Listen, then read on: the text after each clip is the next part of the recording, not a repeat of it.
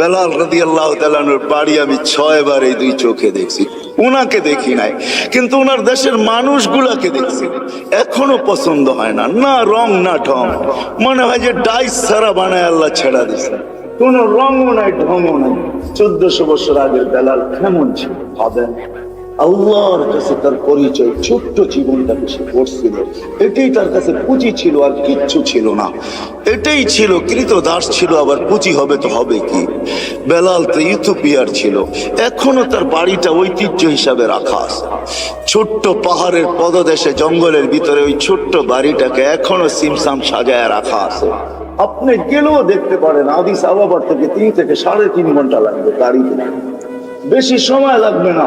কিন্তু আমার বিশ্বাস আপনি ওইখানে গেলে চোখের পানি ধরেও রাখতে পারবেন না, আপনার ভিতর থেকে কান্না আসবে। আমি 6 বারের একবারও ধরে রাখতে পারি না, ভিতর চোখে পানি ঝরছে, ভিতর থেকে চিৎকার আসছে, বেলাল তুমি কোথায়, আমি কোথায়, বেলাল তুমি কোথায়, দুনিয়া কোথায়, আমার দেশের মানুষ কোথায়, কোথায় তুমি যে জমিনে হাঁটলে জান্নাতে পদতলি। 3 মাস মদিনার থেকে দূরে থাকলে আল্লাহর রসুল স্বপ্নে যায় ডাইকা নিয়ে আসতেন, যে নিজ কবর থেকে উঠবেন, আল্লাহ রসুলের পায়ের নিচের থেকে কিয়ামতের দিন উঠবে, উঠাই আজান দিবে। যে খালি পায়ে উলঙ্গ কিয়ামতের মাঠে যাবে না, সে লাল উটের উপরে চড়া যাবে। আমরা সবাই পায়ে হেঁটে কিয়ামতের মাঠে আল্লাহ তার কাছে আমল নামা চাবে না, বরং আল্লাহ বলবে আযদিন লানা ইয়াউমা ইয়া বেলাল, বেলাল দুনিয়াকে একটা আজান শোনায়। সে আল্লাহর কাছে পরিচিতি লাভ করছে। মা বোনদের জন্য বলতেছি, রাবেয়ার বাড়ি বেশি দূরে না বেলালের বাড়ির থেকে, মাত্র 1 ঘন্টা ড্রাইভের ডিস্টেন্স। রাবেয়ার বাড়িটা এখনো রাখা, রাবেয়ার বাড়ি যদিও বলে বসরা, সে বসরায় চলে গেছিল কৃতদাসী হিসাবে, কিন্তু তার অরিজিনাল জন্মস্থান, অরিজিনাল বাড়ি ইথিওপিয়ায়। এখনো তার ঐতিহ্য রাখা আছে। বাংলাদেশেও কিছু ঐতিহ্য এখনো রাখা আছে, ঠিক না? সব তো হারায় যায় না, ঠিক না? না হারায় গেছে? কি বলেন? ইশাকার রাজধানী কি হারায় গেছে? না বিক্রমপুরের নাম হারায় গেছে, রাজা বীর বিক্রম হারায় গেছে বটে, কিন্তু বিক্রমপুর এখনো কাগজে কলমে লেখা আছে, ঠিক না? রাজা বীর বিক্রম হারায় গেছে, রাজবাড়ির রাজা হারায় গেছে, কিন্তু রাজবাড়ি এখনো রয়ে গেছে। নাটোরের রাজবাড়ি এখনো রাখা আছে, রাজারা কোথায় আছে কে জানে। আহসান মঞ্জিল আছে, কিন্তু এখন নওয়াব আহসানুল্লাহ নাই। এরকম ওই রাবেয়ার বাড়ি রাখা আছে। ওইখানে গেল কান্না আসে যে রাবেয়া তুইও কৃতদাসী ছিলি, তুইও তো 1000 বছর আগে কেমন ছিলি, আজকের গুলাকেই পছন্দ হয় না, তোকে আর কি পছন্দ হতো? তোর রূপরেখাই কিরকম ছিল, কিন্তু তোর নামের জীবনী কোনো বাসা নাই দুনিয়ায় যে বাসায় রাবেয়ার জীবন না। জান আমাদের দেশের লাইব্রেরি গুলো এখন ছাপে আর বিক্রি করে, মা বোনরা ওটা করে নিয়ে পড়ে। রাবেয়া কৃতদাসী ছিল, 33 বছর বয়সে মারা গেছেন। মারা যাওয়ার আগে রাবেয়া বিধবা হয়ে গেছেন। কাফনের জন্য নতুন কাপড়ও রাবেয়ার কপালে জোটে নাই, কিন্তু স্বপ্নে যখন দেখছে তো নূরের পোশাক পরা ছিল। জিজ্ঞাসা করছে, রাবেয়া ওই কাফনের কাপড় কোথায়? বলছে ওটা পিড়া ফালায় দিয়েছেন, জান্নাতের নূরের পোশাক আল্লাহ পরায়। এটার নামই সত্য। এই জন্য ছোট্ট জীবনটাকে গোরা যেতে হবে। যে গোরা যাবে, যুবক যাবে, যে গোরা যাবে সেই আল্লাহর কাছে পরিচিতি পাবে। কিন্তু আপনি যদি প্রশ্ন করেন গড়াটা সহজ কিভাবে আমি কিভাবে গড়ব, এটার জন্য যদি বলেন, আপনিই প্রশ্ন করতে পারেন যে আমি গড়ব তো গড়ব কি করে। এই জন্য আল্লাহ আমাদেরকে সহজ করছেন। আল্লাহ নিজের কথা বলেন নাই, আল্লাহর কথা যদি বলতেন তাহলে এটা হয়তো কঠিন হয়ে যেত যে আমি গর্ব তো গর্ব কি কইরা, তোমাকে তো চোখেই দেখা যায় না। লা তারাহুল উয়ুন, আল্লাহকে তো চোখে দেখা যায় না। ওয়ালা তুখালিতুহু যুনুন, ধ্যান ধারণায় আনা যায় না। ওয়ালা ইয়াসিফুল ওয়াসিফুন, যার বর্ণনা দিয়া শেষ করা যায় না। বর্ণনা দিয়ে শেষ করা যায় না। করবো তো করবো কি করে? আল্লাহ আমাদের জন্য সহজ করছেন যে না না, মান আতা আর রাসূল ফাকাদ আতা আল্লাহ ওয়া ইন তুতিউহু তাহতাদু। আমার বন্ধুকে পাঠাইলাম, আমার বন্ধুর গোলাম হয়ে যাও, তাইলে জীবন গড়া হয়ে যাবে। আমার বন্ধুর গোলাম হইতে দেরি, ডেলি তুমি প্রতি নামাজের ভিতরে যেটা চাও, হেদায়েত হেদায়েত হেদায়েত, ইহদিনাস সিরাতাল মুস্তাকিম, আমার বন্ধুর গোলাম হইতে দেরি, আমি হেদায়েতের মালা তোমাকে পড়াইতে দেরি করব। আমার বন্ধুর গোলাম হয়ে যাও। ওয়াইন তুতিউহু তাহতাদু, মান আতা আর রাসূল ফাকাদ আতা আল্লাহ। যে আল্লাহর রাসূলের গোলাম হলো সে আল্লাহর গোলাম হিসাবে স্বীকৃতি পাবে। আল্লাহ বলে সহজ করে দিলাম, কঠিন করলাম না, আমার বন্ধুর গোলাম হয়ে যাও। বাস্তবিক এটাই সত্য, কবির ওই কথাই সত্য, क्या वफा तूने मोहम्मद से तो हम तेरे हैं। तो अल्लाह बोलते আমার বন্ধুর গোলাম হয়ে দেখ, আমি তোর হয়ে যাব। ये दुनिया क्या चीज है, लोगो कलम तेरे हैं। দুনিয়া আর কি জিনিস, সমগ্র জগৎটা তোর হাতে উঠায় দিয়া, যার কারণে সম্ভব ছিল। আজকে তো আমরা যান্ত্রিক জিনিস দিয়া যান্ত্রিক জিনিসকে হ্যাক করি, ঠিক না? মনে হয় বোঝেন নাই? যান্ত্রিক জিনিস দিয়া যান্ত্রিক জিনিসকে, টেকনোলজির মাধ্যমে টেকনোলজিকে আমরা হ্যাক করি, ঠিক না? আলী রাদিয়াল্লাহু তাআলা আনহু সূর্যকে হ্যাক করতেছে ইশারা দিয়া, কত বড় হ্যাকার চিন্তা করেন। দাউদ আলাইহিস সালাম সূর্যকে হ্যাক করতেছে ইশারা করা, তুবিস্তা আসর পড়ি না ওইখানে দাঁড়ায়, অথচ গতি পার ঘন্টায় কত 6 লক্ষ মাইল পার ঘন্টায় গতি হ্যাক করতেছে। আপনি তো আজকে ভিডিও কলিং বলেন, এই সূত্র দুনিয়া পাইছে তো পাইছে কোত্থেকে আমাকে বলেন? মুঠোফোনের সূত্র আসছে তো আসছে কোত্থেকে? 1400 বছর আগে ওমর রাদিয়াল্লাহু তাআলা মুঠোফোনের সূত্র আমাদের কাছে উঠায়া দিয়েছেন। যিনি মেম্বরে দাঁড়ায় বলছিলেন সারিয়াত আল জাবাল, 3000 কিলোমিটার দূরে বন্দর আব্বাসে ছিল সারিয়া, সেনা প্রধান ছিল 3000 কিলোমিটার দূরে বন্দর আব্বাস ইরানের শহরে। মেম্বরের উঠতেছিলেন সিঁড়িতে আর বলতেছিলেন সারিয়াত আল জাবাল, সারিয়া পাহাড় সামলা। 6 মাস পরে যদি কখন মদিনা মুনাওয়ারায় আসছে, সবাই জিজ্ঞাসা করছে সারিয়া সামিতা সাউতা আমির আল মুমিনিন, আমিরের মুমিনের আওয়াজ কি তুমি শুনছিলে? তো সে হাসতেছে, বলতেছে শুনি নাই, শুধু রাআইতু আন্নাহু ওয়াকিফুন আলা মিম্বারির রাসূল, আমি দেখছি উনি আল্লাহর রাসূলের মেম্বরে দাঁড়ায় আমাকে পাহাড় দেখায়। সূত্র আসছে তো মুঠোফোনের ওইখান থেকে আসছে। ও মেরে দোস্ত, আমি কেমনে বুঝাবো, কেমনে বুঝাবো? কোত্থেকে জানি কই হারায় গেছি। এই ছোট্ট জীবনটাকে করা যেতে হবে।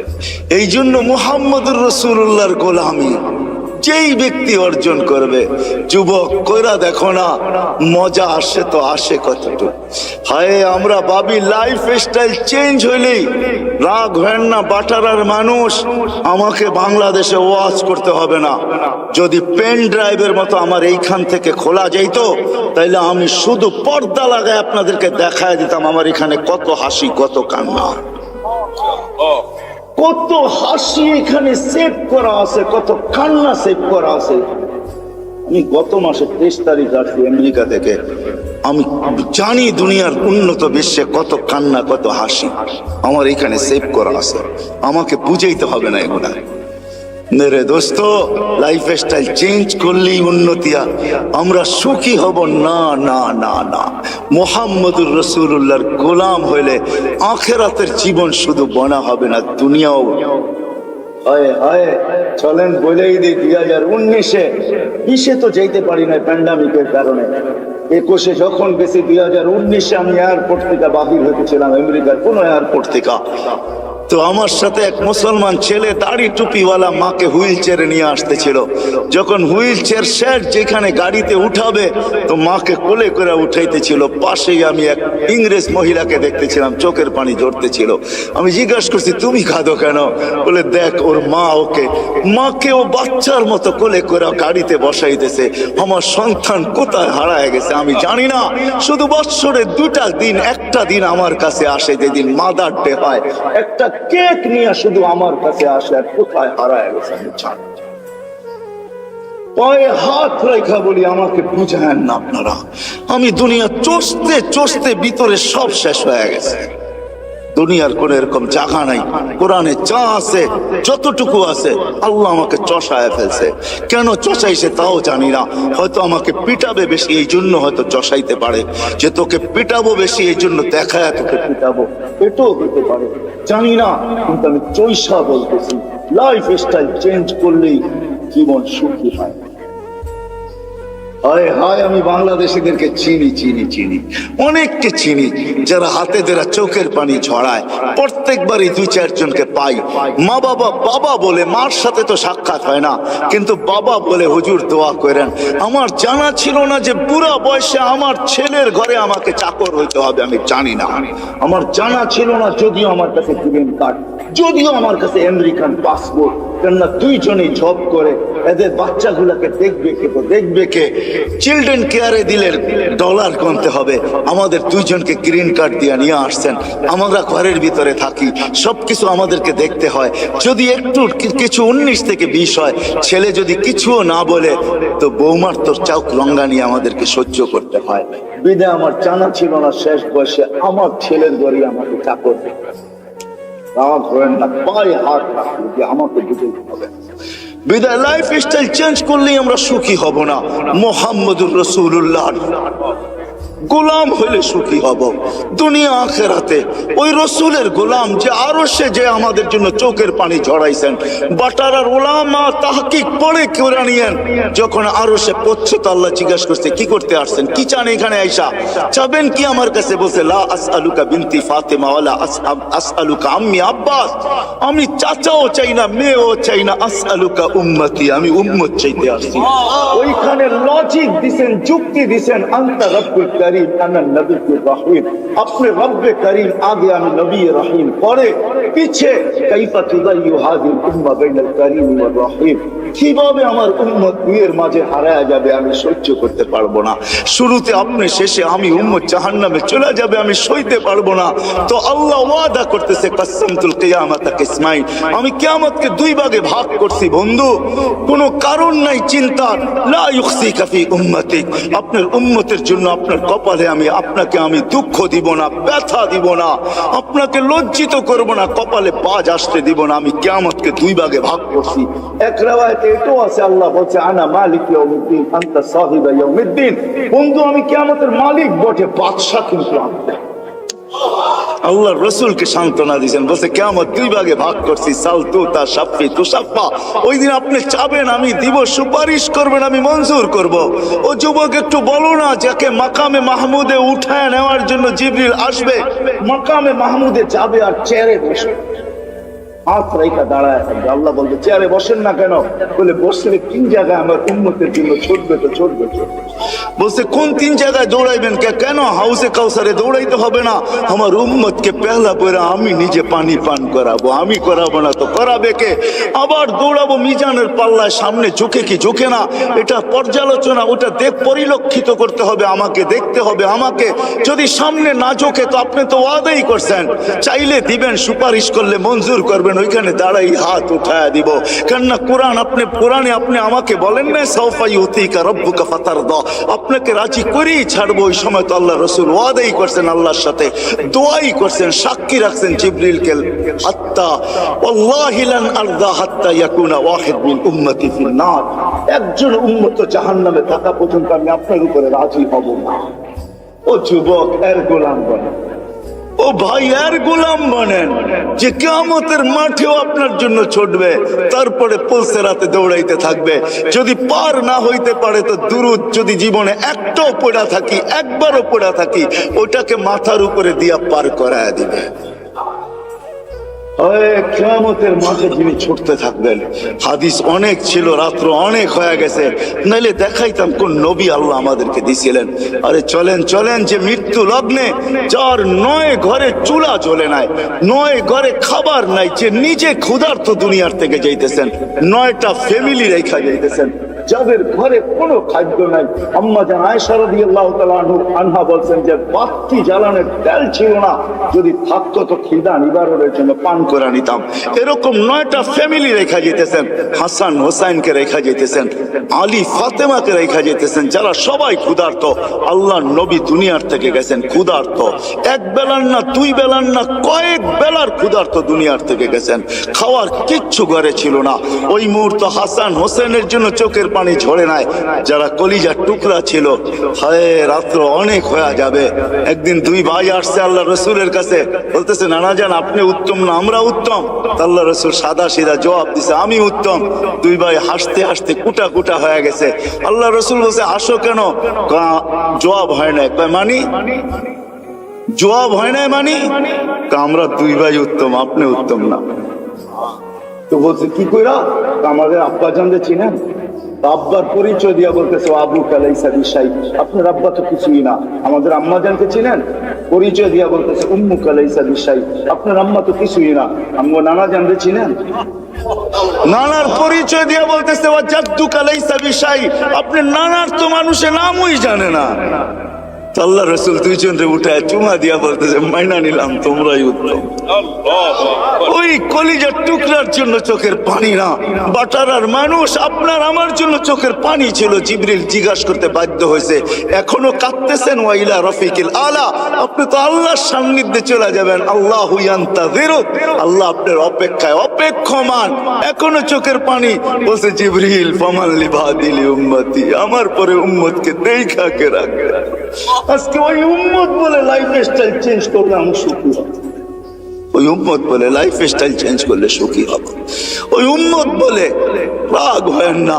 চলেন শেষ হাদিস শুনায়া দেই, তাহকিক উলামা কইরা নিবে। জিবরিল যখন পর মারবে কবর থেকে আথার থেকে উঠানোর জন্য, মাকামে মাহমুদে নিয়ে যাওয়ার জন্য, তখনও উঠবেন ওয়া হুয়া ইয়াবকি ওয়া ইয়াকুল, চোখে পানি থাকবে, মুখে চিৎকার থাকবে আইনা জিবরিল আইনা উম্মতি।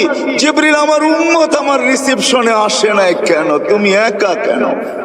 উম্মত কি জাহান্নামের পারে চলে গেছে? তো জিবরিল কসম খায়া বলবে মা শাক্কাল আরদা আহাদুন ইল্লা আনতা, আপনি ব্যতীত সৃষ্টির ভিতরে কেউ উঠেই নাই। উম্মত উঠবে কোত্থেকে? আপনি শান্ত হন, চলেন মাকামে মাহমুদে, তারপরে উম্মত আসবে। উঠলে না রিসেপশনে আসবে। ওই নবী কবর থেকে টানতে ওনার লাইফ স্টাইল ওটার ভিতরে রাখা আছে। আপনার আর আমার এই ছোট্ট জীবনটাকে করা মুহাম্মদুর রাসূলুল্লাহর মতো দয়ালু রবি, হায় হায় আল্লাহ কি দিছে আমাদেরকে আমরা জানি না। এই জন্য আসেন আজকে ওনার গোলামি অর্জন, যে ওনার গোলাম হয়ে যাবে। যুবক হয়ে দেখো জীবন কিরকম। মা বোনদেরকেও বলবো, আর ওনার জীবনের সবচেয়ে বড় আদর্শ যেটা, সেটা হলো 5 ওয়াক্ত নামাজ। কি দুনিয়া আসতে দেরি, চেষ্টা করতে দেরি করেন নাই। ওইদিকে গেলে আরো লম্বা হয়ে যাবে। মাত্র দুনিয়াতে চাদরে রাখা হয়েছে, গুইরা লম্বা সেজদা। আম্মা জান বসে মা কুলতা কুলতা মা কুলতা, তুই যেন কি বলছিস আমি বুঝি নাই। লম্বা সেজদা, ওইটা বৈশা আত্মাহিয়াতর সুরতে বৈশা আঙ্গুল উঠাইতে দেরি, সমগ্র জগৎ আলোকিত হইতে দেরি হয় না। আমি তো বলি সেজদা দেন নাই, আমাদেরকে মেসেজ দিচ্ছেন।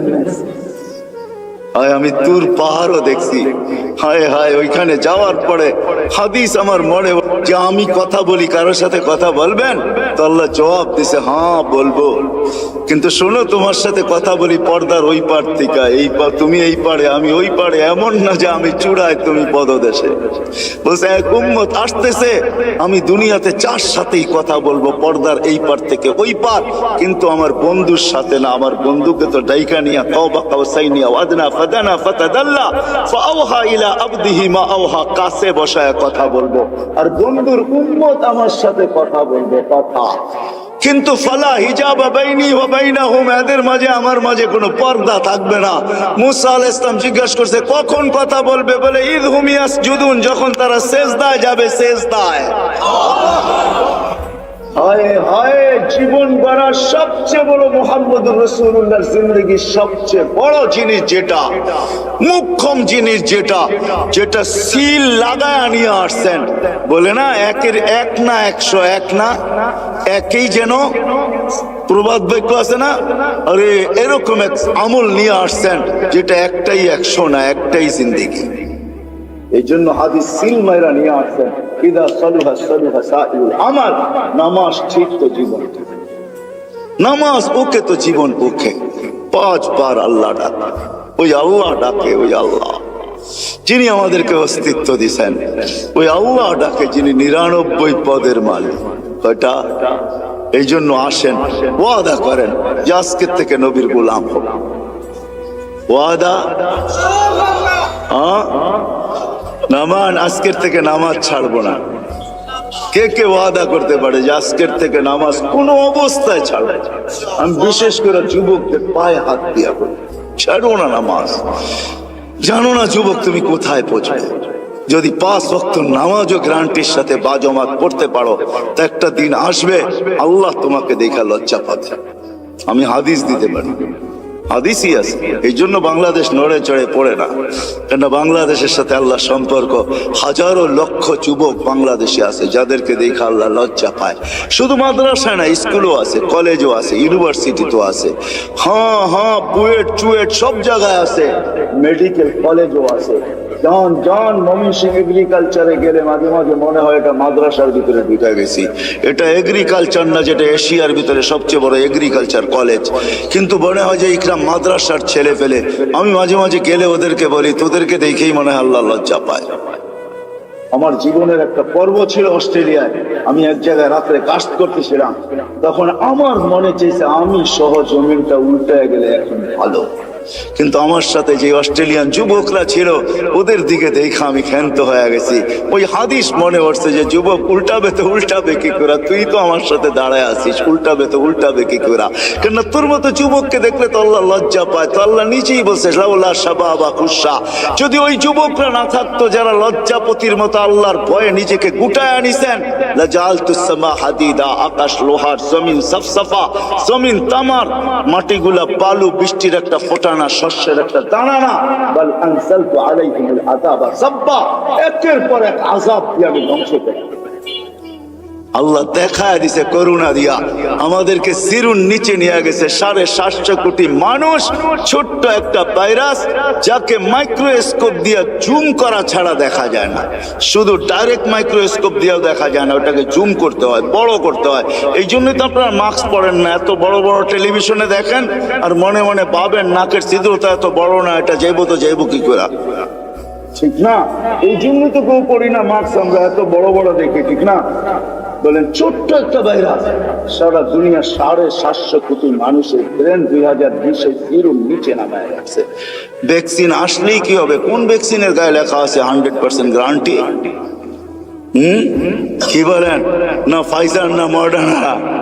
আপনি বলেন আপনি কি দেন না? না, দিতে হয়েছে, অনেক আগে দিয়ে ফেলছে, বাধ্য হয়ে দিতে হয়েছে। আল্লাহ দেখায় এই জন্য।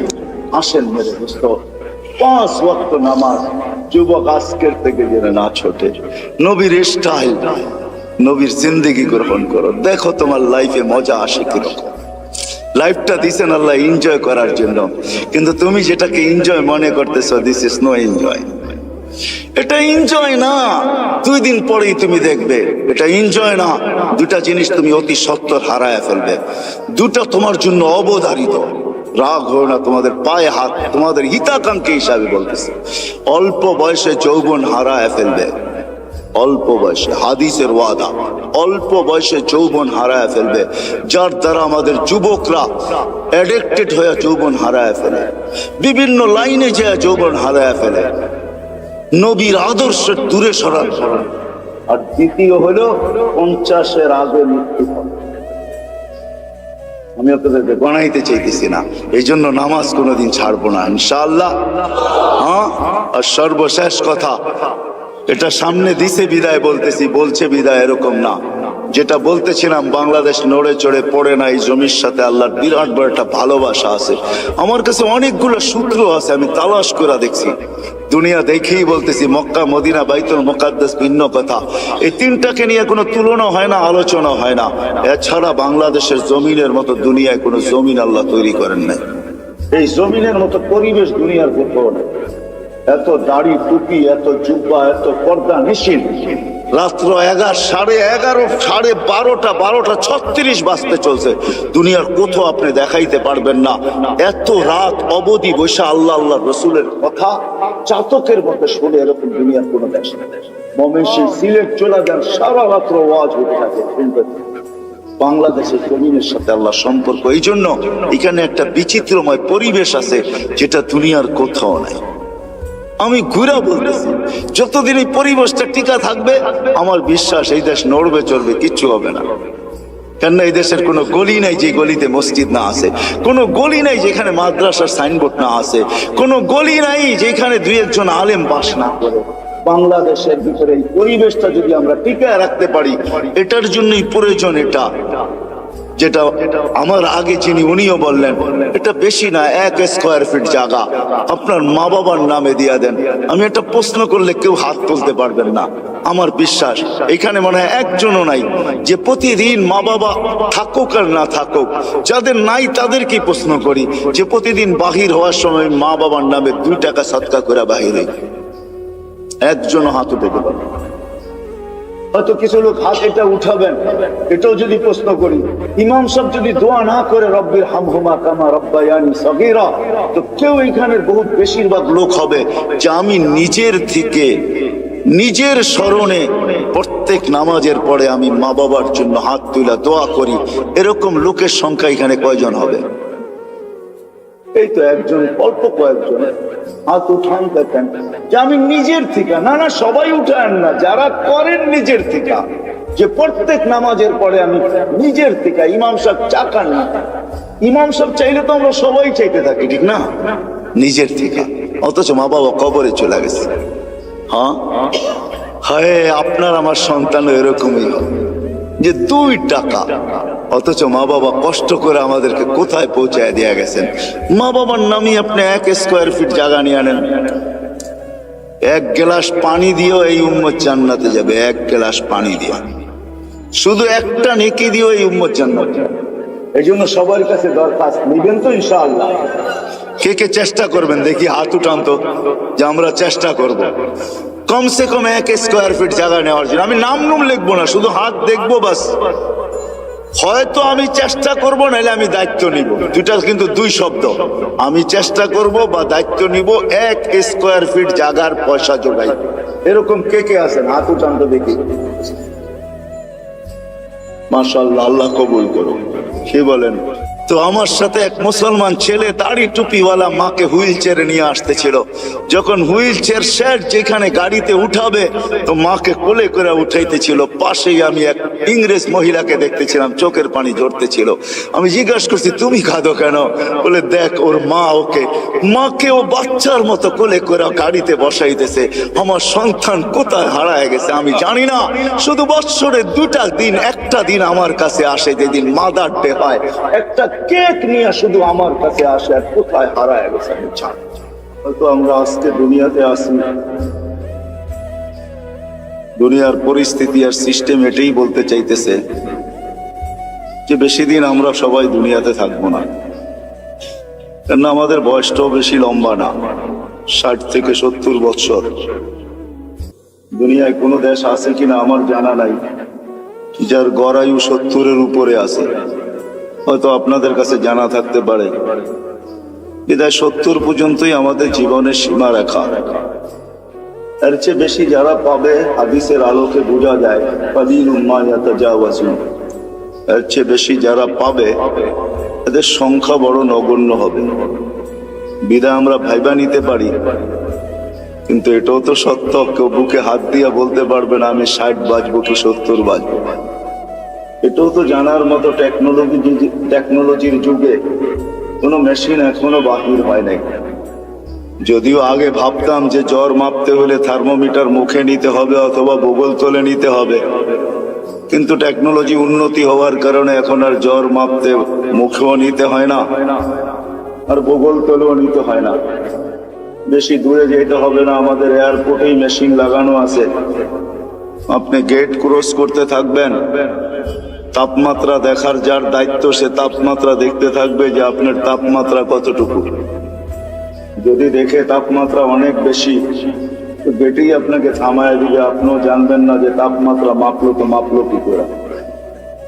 টেকনোলজি উন্নতি হয়েছে, কিন্তু এখন পর্যন্ত কোনো মেশিন আসে নাই যে মানুষের কপালে লাগাবে আর বলে দিবে তার বয়স কতটুকু আছে। মনে হয় কোনোদিন এই মেশিন আসবেও না। আর এটাই সত্য, কোনো দিন এই মেশিন আসবে না যে আমি 60 বাজবো কি 70 বাজবো। এই জন্য আল্লাহ মানুষকে বড় সতর্ক করছেন, ইবনে আদম লা তাফরাহ বিদুনিয়াইকা, মানুষ দুনিয়ার উন্নতি বা চাকচিক্য বা দুনিয়া আধুনিক হইতেছে, ডিজিটালত্ব বা আধুনিক বা উন্নত বা আপডেট তোমাদেরকে যেন মাতাল না করে। এটা দিলে বসাও যে তুমি কিন্তু চিরঞ্জীব না।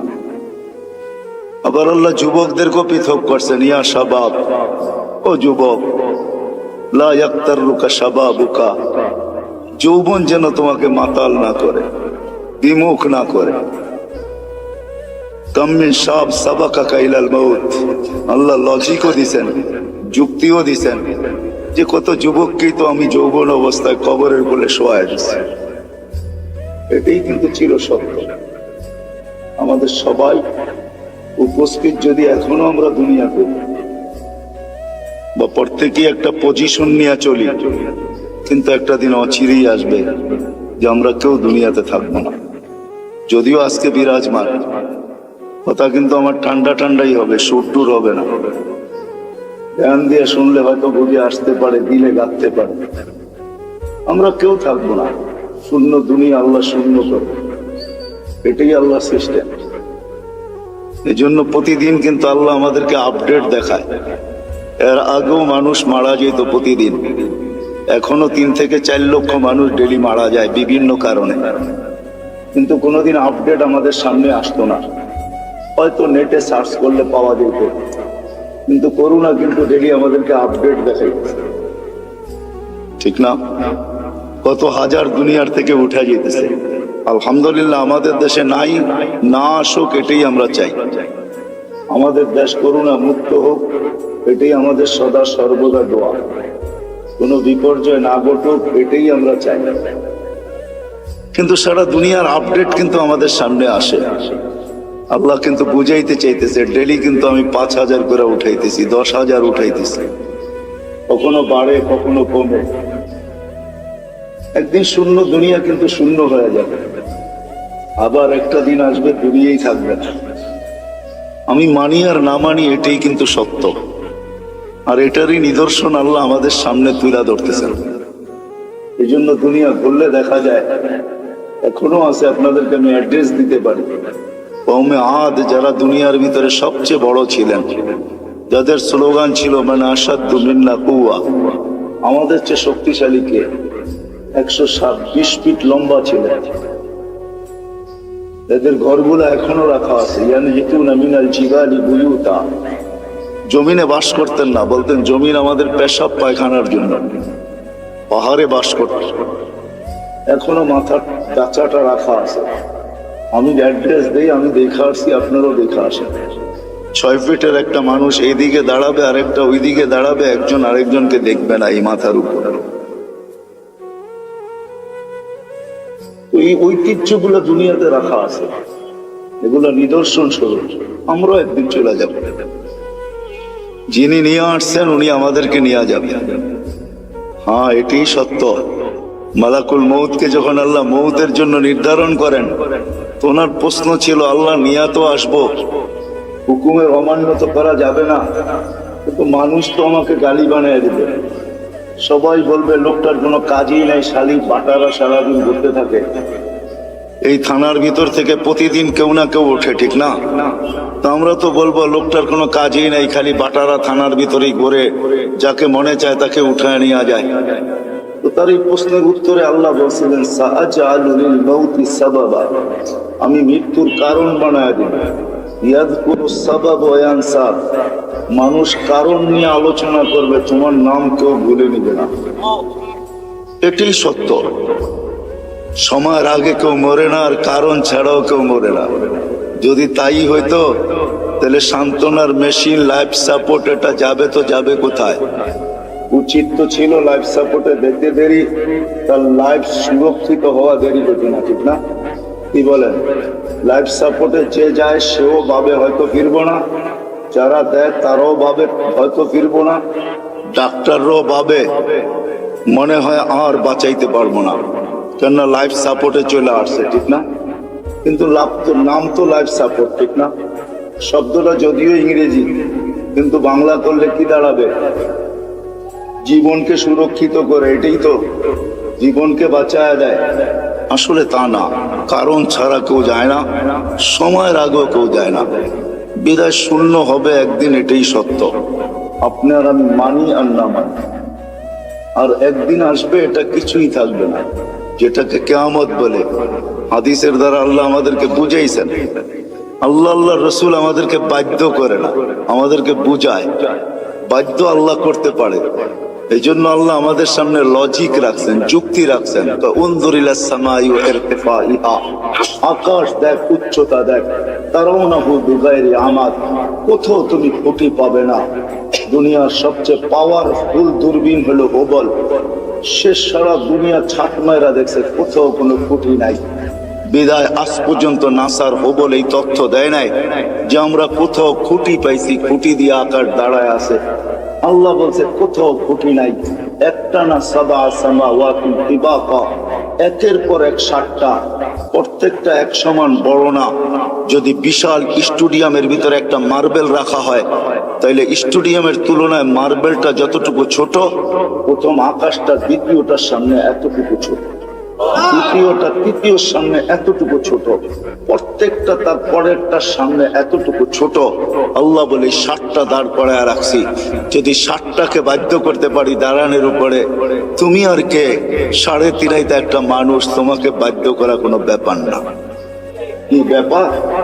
আল্লাহ বলে যদি আকাশ দিয়া বুঝে না আসে, কেননা কারো আকাশ দিয়া বুঝে আসার কথাও না, কেননা বিজ্ঞান আজকে আকাশের নিচে ঘুরতে ঘুরতে সেই হারায় গেছে, বিদায় সে কোনো তথ্য তেমন দিতে পারে নাই। কিন্তু এই জন্য আল্লাহ আমাদেরকে একটু নিচে নিয়ে আসছেন, বলছে উনদুরিলা শামসি ওয়া শুআইহা, সূর্য দেখো আর কিরণ দেখো, তোমাদের দুনিয়ার থেকে 13 লক্ষ গুণ বড়।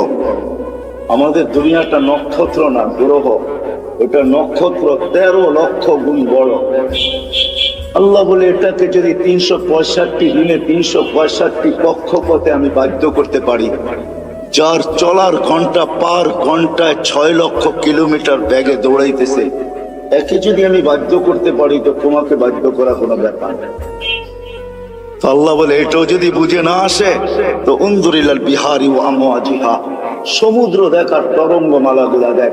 সমুদ্রকে আমি বাধ্য করছি।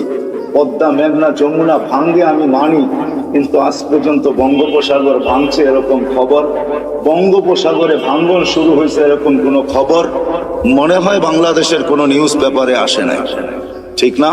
অথচ পদ্মা ভাঙ্গে, মেঘনা ভাঙ্গে, যমুনা ভাঙ্গে, কিন্তু যতগুলা ঢেউ প্রতিদিন আশ্রয় পড়ে আমাদের কুলে, আজ পর্যন্ত পদ্মা মেঘনা এরকম একটা ঢেউয়ের অস্তিত্ব দিতে পারে। আল্লাহ বলে ওকে বাধ্য করছি, এই জন্য তোমাকেও বাধ্য করা কোনো ব্যাপার না। আল্লাহ বলে এটাও যদি বুঝে না আসে, তো উনদুরিলাল জিবালি ওয়া ইস্তিকরারিহা, পাহাড় দেখো আর দৃঢ়তা দেখো, ওটাকেও আমি বাধ্য করছি, তোমাকে বাধ্য করা কোনো ব্যাপার না। হইতে পারি আমি হাট্টা গাট্টা, হইতে পারি আমি যৌবনে বড়া যুবক, তাতে কি আসে যায়? আল্লাহর উপমা বা লজিক দেখেন না। আল্লাহ বলে তোমাকেও আমি বাধ্য করতে পারি, এটা কোনো ব্যাপার না। আল্লাহ বলে এটাও যদি বুঝে না আসে, তো উনদুরিলাল আরদি ওয়া ইত্তিসাইহা, জমিনটাকে পানির ভিতরে আল্লাহ বিছাইছেন। যখন বিছাইছিলেন তখন এটা হেলতে ছিল, তামায়ালাতিল আরদ, জমিন হেলতে ছিল। আল্লাহ বলে ফাজআলনাল জিবালা ফিহা আওতাদা, আমি পাহাড়কে প্যারাক বানায় বেড়া গেছি, ফাস্তাকাররাতিল আরদ, জমিন স্থির হয়ে গেছে পানির ভিতরে। এটা দেখা ফেরেশতাদের চক্ষু কপালে উঠছিল। ওই প্রশ্নের দিকে আমি যাইতে চাই না। ফেরেশতা আল্লাহকে জিজ্ঞাসা করছিলেন, হাল খালাকতা আশাদ্দু খালকাম মিনাল জিবাল, আল্লাহ পাহাড়ের চেয়ে শক্তিশালী কিছু আপনি তৈরি করছেন। আল্লাহ বলছে লোহা, যে পাহাড়কে কাইটা ঢের বানায় দেয়। বলছে এর চেয়ে শক্তিশালী? বলে আগুন, যে লোহাকে পানির মতো তরল করে দেয়। বলছে এর চেয়ে শক্তিশালী? বলে পানি। বলে এর চেয়ে শক্তিশালী? বাতাস। বলে এর চেয়ে শক্তিশালী? বলে এটা আছে যেটা আল্লাহ আমাদেরকে দিচ্ছেন আর কাউকে দেয়। আমাদেরকে দিচ্ছেন ওইটা আর কাউকে দেন। যদি আল্লাহ বলতেছে জমিনের দিকে দেখো, প্রশস্ততা দেখো, আর যদি আমাদের গ্রহের দিকে দেখেন, এই দুনিয়ার ফুটবলটার দিকে দেখেন, তো সে 66,000 মাইল গতিতে সূর্যের পিছে দৌড়াইতেছে, 1000 মাইল বেগে পার ঘন্টায় ঘুরতেছে। কিন্তু আমরা বসে আছি, বিল্ডিং ঠিক আছে, সবকিছু ঠিক আছে, কোনোটা তার জায়গার থেকে সরতেছে না, নড়তেছে না, ঠিক না? অথচ যদি 66,000 মাইল ব্যাগে যদি সে ছুটে, সবাই উড়া যাওয়ার কথা ছিল। আল্লাহ বলে না, আমি জমিনকে বাধ্য করছি, তুমি দৌড়াও, তাতে কিছু আসে যায় না, তুমি ঘোরো, তাতে কিছু আসে যায় না, কিন্তু খবরদার আমার বন্দার গায়ে যদি বাতাস লাগলো। আল্লাহ বলে আমি বাধ্য করছি, তোমাকেও বাধ্য করতে পারি, আল্লাহ বাধ্য করবে। নাইলে আপনি কি ভাবেন 5 ওয়াক্ত আল্লাহ ডাকবে আর আপনি আসবেন না? 5 ওয়াক্ত আল্লাহ ডাকবে আর আপনি আর আমি বলবো ব্যস্ত? হ্যাঁ, রোড গার্ড আলাও বলে ব্যস্ত, হাট বাজার আলাও বলে ব্যস্ত, দোকান পাট আলাও বলে ব্যস্ত, অফিস আদালত ওয়ালাও বলে ব্যস্ত, ঘর বাড়ি আলাও বলে ব্যস্ত, মিল ফ্যাক্টরি ওয়ালাও বলে ব্যস্ত, প্রত্যেক ব্যক্তি খেত খামার ওয়ালাও বলে ব্যস্ত। প্রত্যেক ব্যক্তি যাকে জিজ্ঞাসা করবেন, আজানের ধ্বনি কানে আসে, কিন্তু সে বলে আমি ব্যস্ত, ব্যস্ত, ব্যস্ত, ব্যস্ত। আসে তো কয়জন আসে? যুবকও বলে আমি ব্যস্ত, এমনকি বৃদ্ধ বলে আমি ব্যস্ত, নারীও বলে ব্যস্ত, পুরুষও বলে ব্যস্ত, সব শ্রেণীর মানুষ বলে আমি ব্যস্ত। অথচ ডাকে কে? কোন আল্লাহ? কোন আল্লাহ ডাকে? রাগ হয় না। দুনিয়ার কোন পদস্থ মানুষ ডাকলে লঙ্গির খবর থাকে না। দুনিয়ার কোন পদস্থ মানুষের চিঠি আসলে, দাওয়াত নামা আসলে, দাওয়াতের কার্ড আসলে 1 মাস আগের থেকে জামায় মাঞ্জা দেওয়া শুরু হয়। মাঞ্জা চিনেন? আমি পুরান ঢাকায় বড় হয়েছি তো এই জন্য কিছু ঢাকায় শব্দ আসবে, কিন্তু আপনাদেরকে বুঝা নিতে হবে বাটারার মানুষ। মাঞ্জা দেওয়া শুরু করে, অথচ ডেলি 5 বার আল্লাহ ডাকে। আল্লাহ কোন আল্লাহ? আল্লাহ নিজেই বলতেছেন, আমার আল্লাহ নিজেরই পরিচয়। কোন আল্লাহ? এই জন্য আল্লাহর থেকে যখন বিমুখ হয়, ডাকার পরেও যখন আসে না, তো আল্লাহ নিজেই বলতেছে মান আরাদা আন্নি নাদাইতুহু মিন কারিব, যে আমার থেকে বিমুখ হয়ে যায়, সবকিছু পাওয়ার পরে হারায় যায়।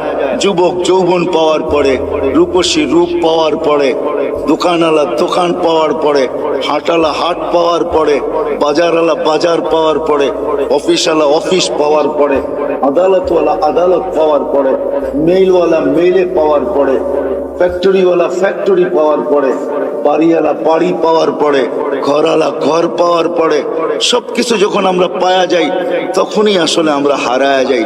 আর যতদিন আমরা না পাই, যান যান হাসপাতালে যায় দেখেন, যার মুখে কখনো আল্লাহ ফুটতো না, এখন অসুস্থতার কারণে মাঝে মাঝে আল্লাহ যে যায় তাকেই বলে একটু দোয়া করেন, আল্লাহ যেন বাঁচায় দেয়।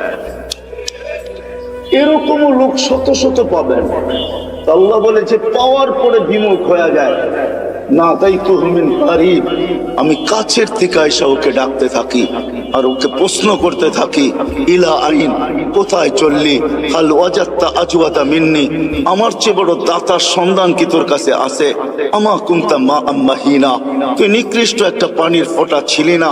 ফামান জাআলাকা দামা, তোকে রক্তে রূপান্তরিত করলো তো করলো কে? ওমান জাআলাকা মুদগা, তোকে রক্তপিণ্ড বানাইলো তো বানাইলো কে?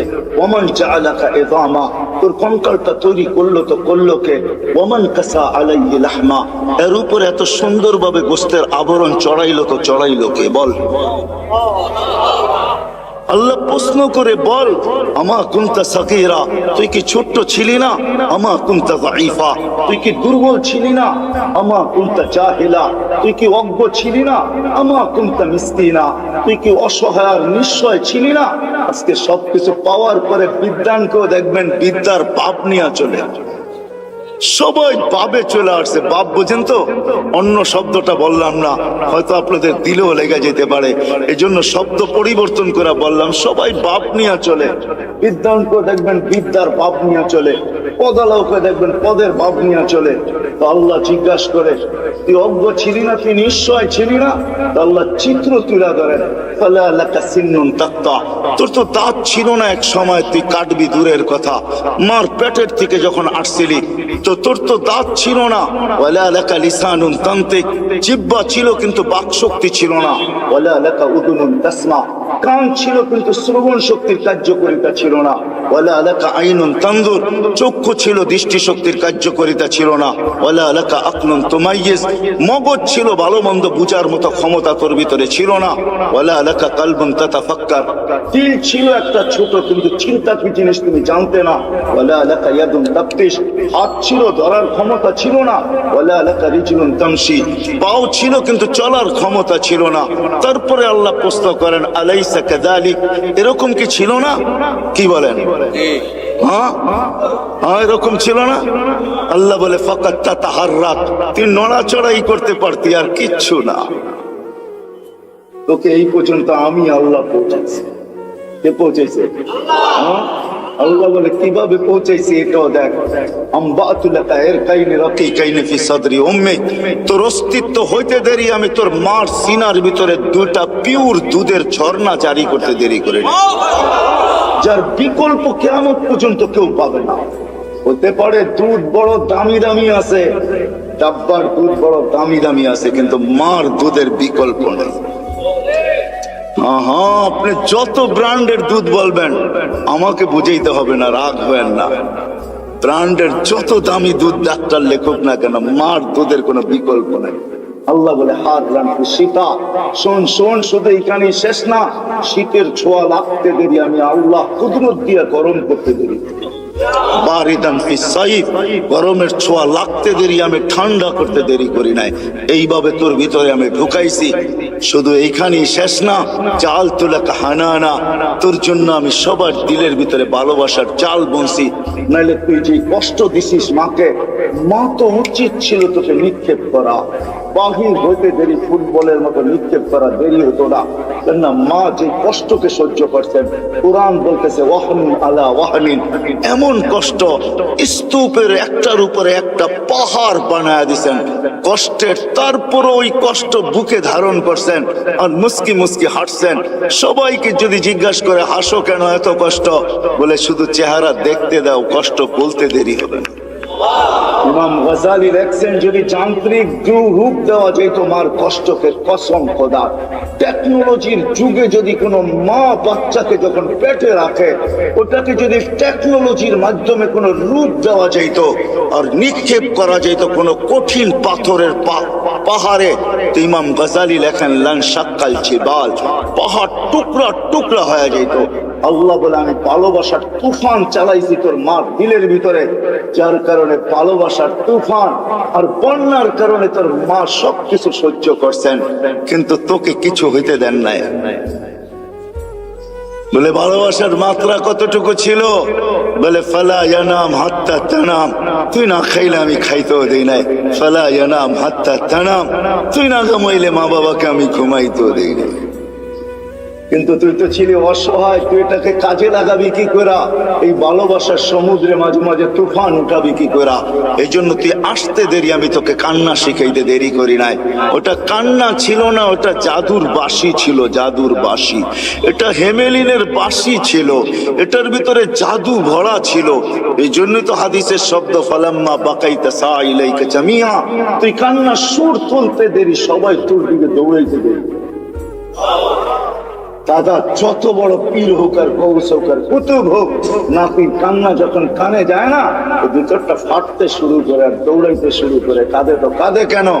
আরে গৌস আর কুতুব আর কি, দুজাহানের বাদশাহ মুহাম্মদুর রাসূলুল্লাহ, যাকে সৃষ্টি না করলে আল্লাহ কিছুই করতেন না, যার সুবাদে আমরা এখনো চলতেছি, নাইলে আল্লাহ আমাদের চালানের কথা না, আমাদেরকে চালানের কথা না, এক কদম আমরা চলার কথা না, শুধু চলতেছি তো ওনার সুবাদে চলতেছি, ওই নবীর সুবাদে চলতেছি, কারণে চলতেছি, ওনার সাথে অঙ্গীকার, এই জন্য চলতে পারতেছি।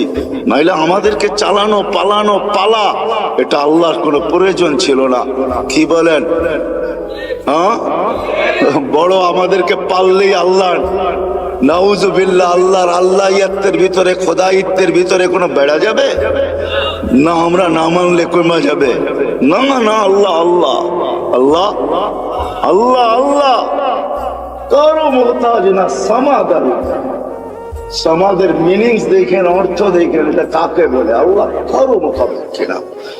আমাদের প্রয়োজন আছে কদম, এই জন্য আল্লাহ আমাদেরকে পালতেছেন, নাইলে পালার কথা না। আল্লাহ বলে তোকে কান্না শিখাইছি, আর এটার ভিতরে আমি জাদু ঘোড়া দিছি। যেটা বলতেছিলাম, দুজাহানের বাদশাহ মুহাম্মদুর রাসূলুল্লাহ সাল্লাল্লাহু আলাইহি ওয়াসাল্লাম যখনই হাসান হোসেনের কান্না শুনতেন তো ছুটে আসতেন আর বলতেন, ফাতেমা ফাতেমা, কলিজার টুকরাদেরকে কাঁদায় ওরা, এরা কাঁদলে আমি সইতে পারি।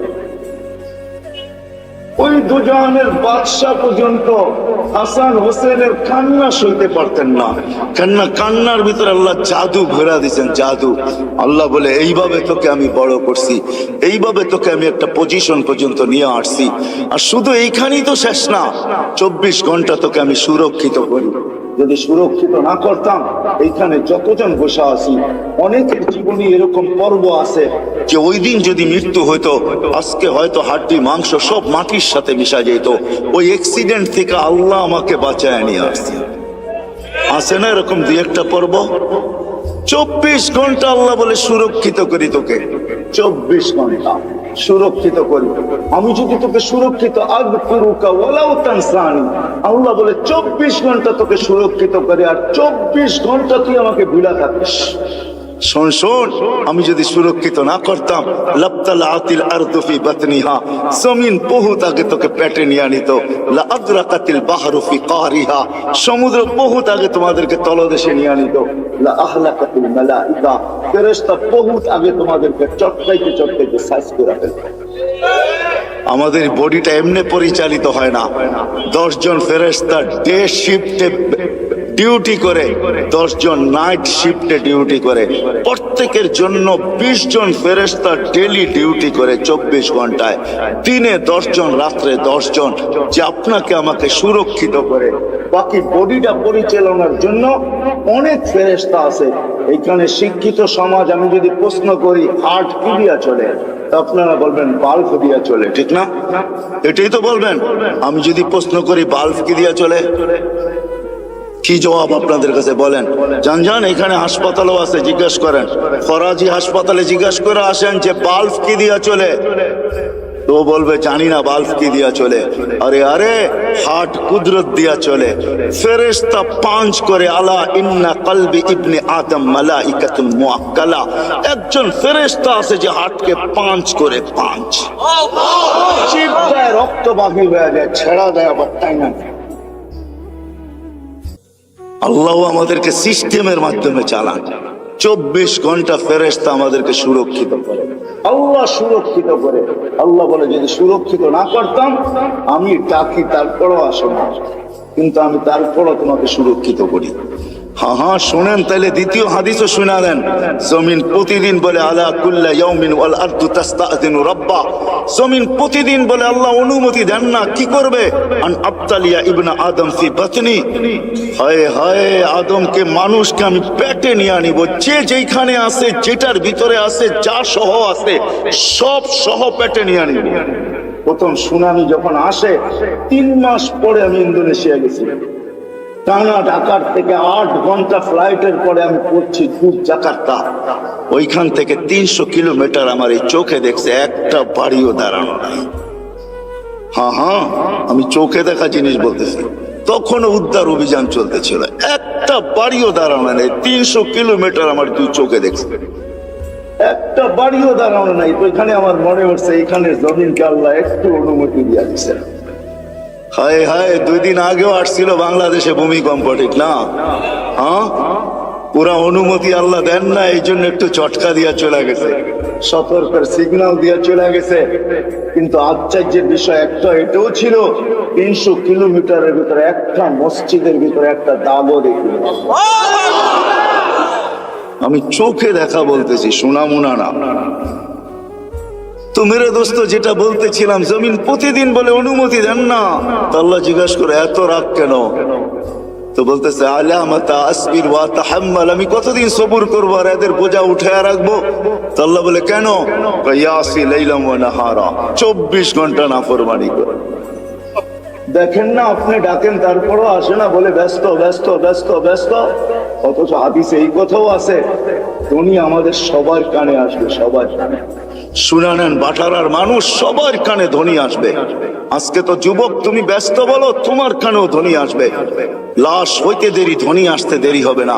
ফেরেশতা আয়েশা কানের কাছে চিৎকার দিয়ে জিজ্ঞাসা করবে, আইনাল ইশতিগাল, বল তোর ব্যস্ততা কোথায়? তুই নিজেকে বড় ব্যস্ত বলতি, বল ব্যস্ততা কোথায়? তো ফেরেশতা জবাব দিবে, সালাল ইশতিগাল, তোর ব্যস্ততা পরিসমাপ্তি ঘটায় দিলাম। তোর ব্যস্ততা শেষ, আর কোনোদিন তুইও বলবি না আমি ব্যস্ত, আর কেউ তোকে দেখবে না ব্যস্ত, আর কোনোদিন রিংও বলবে না ব্যস্ত, কোনোদিন ব্যস্ততার শব্দটাই তোমার কাছে আসবে না। পরিসমাপ্তি ঘটায় দিলাম, তুমি ব্যস্ততা শেষ। ওয়ালাকিন বাকিয়াল ওয়াবাল, সব কাটি তোমার সামনে। কতদিন সবুর করব, কতদিন উঠায় রাখবো?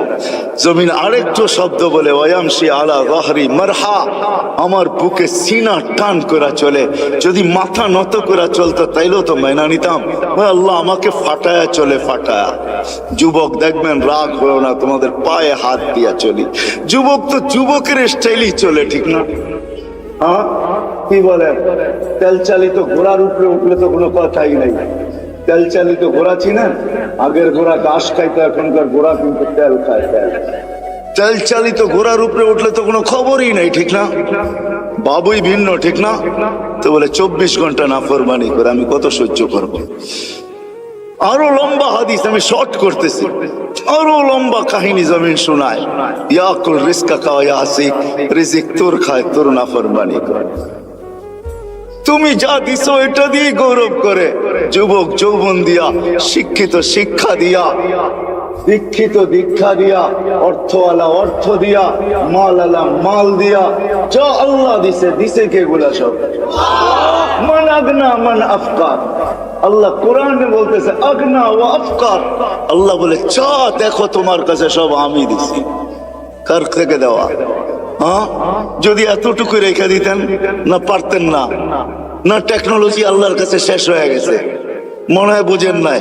মার পেটের থেকে যতটুকু আসছিলাম এতটুকু যদি থেকে যেতাম, কি করার ছিল? কোন মেডিসিন বাহির হয়েছে আজ পর্যন্ত যে বাউনা খাইলে ও রিঙে তো কম ঝুলে নাই? রিং বুঝেন? বাউনা চেনেন না? ও রিঙে কি কম ঝুলছে? মনে হয় আমার কথা বোঝেন নাই। রিং লাগায় ঝুলে না লম্বা হওয়ার জন্য, ও কি কম ঝুলছে নাকি? তারপরও কি বাউনা শেষ হয়ে গেছে? আসছে কোনো মেডিসিন যেটা খাইলে লম্বা হয়ে যাবে? আজ পর্যন্ত কোন বাউনা রিঙে ঝুলে লম্বা হয়েছে বলেন তো? কোথায় মেডিসিন?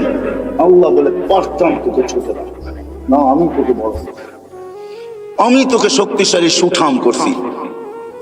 জমিন বলে রিজিক তোমার খায়, তোমার নাফরমানি করে। তো আল্লাহ জিজ্ঞাসা করে, নিবে তো নিবে কিভাবে পেটে? তো জমিন জবাব দেয়, আতা জাল জাল জাহারি, আমি আমার পিঠটাকে হেলায় দিব, সব পেটে নিয়ে আনিব। পিঠ হেলানো বোঝেন? হ্যাঁ হ্যাঁ, ভূমিকম্প, ভূমিকম্প। জমিনের পেটেই হেলে, জমিন হেলে না, যেটার নাম ভূমিকম্প। ইন্দোনেশিয়ার ভাষায় বলে কম্পা ভূমি, ভূমি কপে, ভূমি কাঁপে, পেটটাই হেলে। হেলতে দেরি। আল্লাহ এই দেশের উপরে দয়া করছেন। আমি তো বলে বেড়াই, বাংলাদেশের সাথে আল্লাহর বিশেষ একটা সম্পর্ক আছে আমি মনে করি, যার কারণে এই দেশ নড়ে চড়ে পড়ে না। কোনো কিছু হোক, এ দেশে কোনো বিপর্যয় ঘটে না। আলহামদুলিল্লাহ আবহাওয়াবিদরা 10 নম্বর মহাবিপদ সংকেতের ফেলাক পর্যন্ত উড়াইয়া দেখছে, কয়েকটা কলা গাছ পড়ছে, আর কিচ্ছু হয় না এই দেশে, ঠিক না? হ্যাঁ, অথবা দেখেন আপনি দুনিয়ার কোন দেশ 10 নম্বর মহাবিপদ সংকেত উড়াইছে আর বিপর্যয় ঘটে নাই? 6.1 আসছে, কয়েকদিন আগে পাকিস্তানে 5.6 আসছে, 32 জন মারা গেছে, এলাকাকে তাবা বানায় থুয়ে গেছে, বাড়িগুলাকে দশায় থুয়ে গেছে। আমাদের ঢাকা শহরে 7.8 পর্যন্ত আসছে 3-4 বছর আগে, 31st নাইটের পরের দিন কোনো বিপর্যয় ঘটে নাই। এগুলো আমাকে প্রমাণ দেয় এই দেশের সাথে আল্লাহর বিশাল একটা সম্পর্ক মনে হয় আছে, যার কারণে নড়ে চড়ে এটা পড়ে না, আর ইনশাল্লাহ পড়বেও না। এই জন্য আমি শেষ জায়গায় চলে আসছি, 12টা 4 বাজতে চলছে। মেরে দোস্ত, এখানে থাকা যাবে না। নিয়ে আসছেন উনি, নিয়ে যাবেন উনি, ওনার কাছে চলে যেতে হবে, আল্লাহর কাছে চলে যেতে হবে। এইখানে থাকা যাবে না, কিন্তু নিজেকে গোড়া নিয়ে যাবে। যে গোড়া নিয়ে যাবে নিজেকে, যেমন আল্লাহ চান, যেমন আল্লাহ রসুল চান, তখন আর আল্লাহ বর্ণ দেখবে না, তখন আর আল্লাহ ভাষা দেখবে না, তখন আর আল্লাহ দেশ দেখবে না, তখন আর আল্লাহ বংশ দেখবে না, তখন আর আল্লাহ সোসাইটি দেখবে না, দুনিয়ার কোনো জিনিস আল্লাহ দেখবে না। যে নিজেকে গোড়া নিয়ে যাবে, নারী গড়বে, পুরুষ গড়বে, যুবক গড়বে, বৃদ্ধ গড়বে, এমনকি গরিবও যদি নিজেকে গোড়া নিয়ে যায়, আল্লাহ রসুলের দোয়া তার সাথে আছে। আল্লাহ রসুল, আমরা এখানে যারা বসে আছি সবাই তো দোয়ার ভিতরে বলি আল্লাহ কিয়ামতের দিন নবীর সাথে উঠায়েন, ঠিক না? কিন্তু নবীজি তো আজ পর্যন্ত কোনোদিন বললো না যে আমার সাহাবীদের সাথে আমাকে উঠায়েন, উলামাদের সাথে আমাকে উঠায়েন, গৌসের সাথে উঠায়েন, কুতুবের সাথে উঠায়েন। আল্লাহর নবী তো বলে ওই গরিবদের সাথে উঠায়েন যে জীবনটা গোড়া নিয়ে আসছে। আল্লাহুম্মা হশুরনি ফি সুমরাতিল মাসাকিন, কারণ এটাই, যে গোড়া নিয়ে যাবে মেরে দোস্ত, সে আল্লাহর কাছে পরিচিতি পাবে। চাই দুনিয়ার হতভাগা গরিব হোক, তাতে কিছু আসে যায় না। এই জন্য দুনিয়ার আধিপত্য হাজারো মানুষের হাতে হইতে পারে, হাজারো শ্রেণীর হাতে হইতে পারে, কিন্তু কিয়ামতের আধিপত্য কিন্তু গরিবদের হাতে, আর কারো হাতে না। এই জন্যই আল্লাহ রসুল গরিবদের সাথে উঠতে চাইতেছেন, কেননা গরিবরা কবর থেকে উঠবে, ফেরেশতারা কানে কানে বলবে ইনতালিকু ইলাল জান্নাতি বিগাইরি হিসাব ওয়ালা কিতাব, তোমাদের হিসাবও নাই, কিতাবও নাই, সিধা জান্নাতে চলো।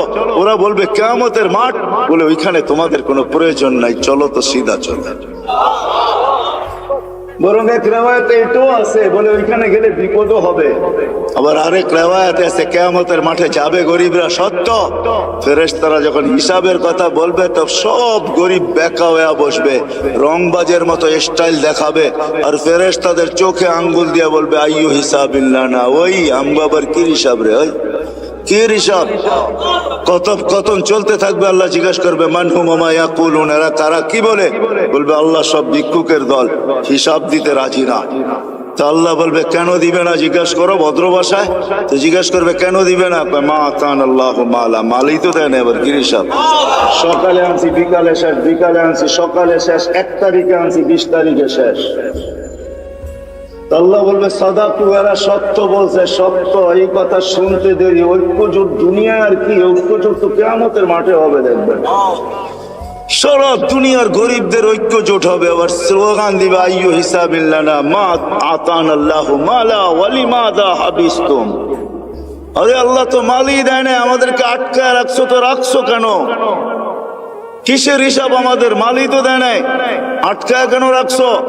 তো আল্লাহ বলবে, ফেরেশতারা বলবে আল্লাহ বড় গরম, টিয়ার গ্যাস না লাঠি চার্জ কোনটা করবো? আল্লাহ বলবে কিচ্ছু করতে হবে না, বাত্তুহুম অস্তুরুহুম, তাড়াতাড়ি লুকাও আর ডাকো। বলবে কেন? বলে যা সামনে শোনাবো ধনীরা একটাকেও যেতে দিবে না। বলছে কেন আল্লাহ?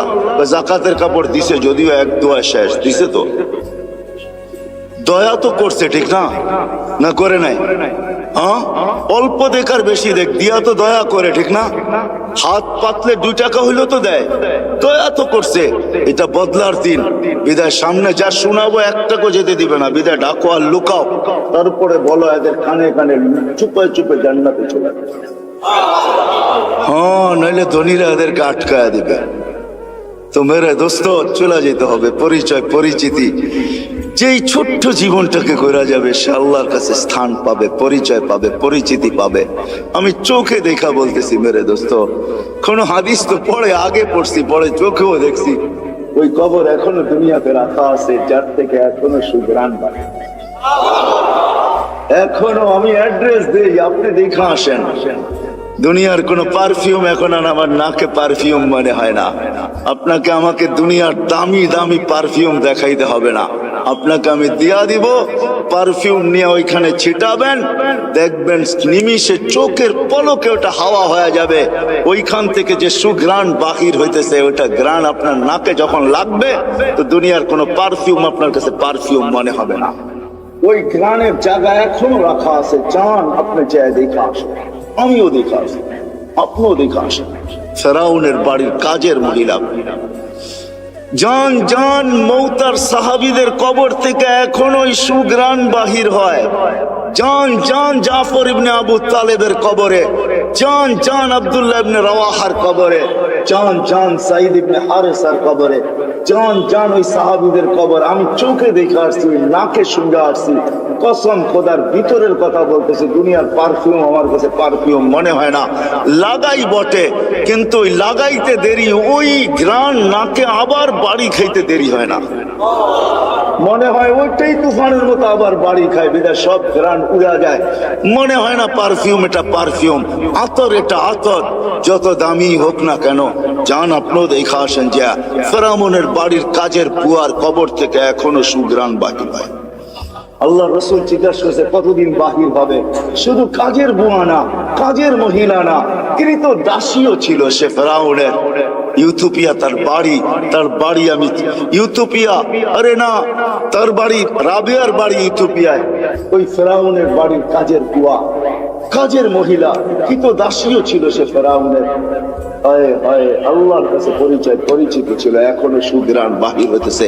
2.5 বছর পরে আল্লাহর রসুল যখন যাইতেছিলেন, সুঘ্রাণে দাঁড়াইতে বাধ্য হয়েছেন। কাহিনী বড় লম্বা। আল্লাহ রসুল জিজ্ঞাসা করছে কতদিন বাহির হবে? বলে ইলা ইয়াউমিল কিয়ামা, কিয়ামত পর্যন্ত বাহির হবে। এটা এখনো বাহির হচ্ছে, কিয়ামত পর্যন্ত আসল বাহির হবে কিয়ামত। সে পরিচিতি অর্জন করছে বড় কোরবানির মাধ্যমে। ওই কোরবানির দিয়ে গেলে অনেক লম্বা হয়ে যাবে, তাকে তেলে জ্বলতে হয়েছে। শুধু সে জ্বলে নাই, 2টা ছোট ছোট বাচ্চা নিয়ে জ্বলতে হয়েছে। সে ফেরাউনকে স্বীকৃতি দেয় নাই, আনা রব্বুকুমুল আলা বইলা স্বীকৃতি দেয় নাই। তো ফেরাউন তার বাচ্চাদেরকে আগে কড়ার ভিতরে ঢালছে, জ্বলন্ত তেলের ভিতরে দুধের শিশুকে আগে ঢালছে। রু উঠা যখন উপরে যাইতেছিল, বাচ্চার রু মাকে সান্ত্বনা দিতেছিল, চিৎকার দিতে দিতে, উম্মি লা তাখাফি, মা ফেরাউন সামনে বিদায়, ভয় পাইস না, ওয়ালা তাহজানি, আমার বিচ্ছেদে দুঃখিত হইস না, ফা ইন্নাকি আলাল হক, তুই হকের উপরে আছিস, সানাজমাউ ফিল জান্নাতি ইনশাআল্লাহ, মা সবুর কর, একটু পরেই জান্নাতে আমাদের মিলন হবে। দ্বিতীয় মেয়ে ছিল, তাকেও ঢেলা দিছে। মা তো মাই হয়, চোখের পানি ধরে রাখতে পারেন নাই, একটু পর পর উপরে দেখতেন, হাত উঠাইতেন, ফুট নাড়ায় কি বলতেন সেই জানে। ফেরাউন বলছে এরকম করিস কেন, হাত কেন উপরে ওঠে, চোখের পানি কেন ঝরে, ঠোঁট নাড়ায় কি বলতেছিস আর কাকে বলতেছিস, আমাকে মাইনা নিলেই তো পারিস। বলে কখনো না, ওই আল্লাহকে বলতেছি। এরকম কুটি ফেরাউন নারাজ হয়, আমার কিছু আসে যায় না, তুই নারাজ হস, তাইলে সব হারায় যাবে, আমার দুনিয়াও যাবে, আখেরাতও যাবে, সব পরিচয় হারায় যাবে।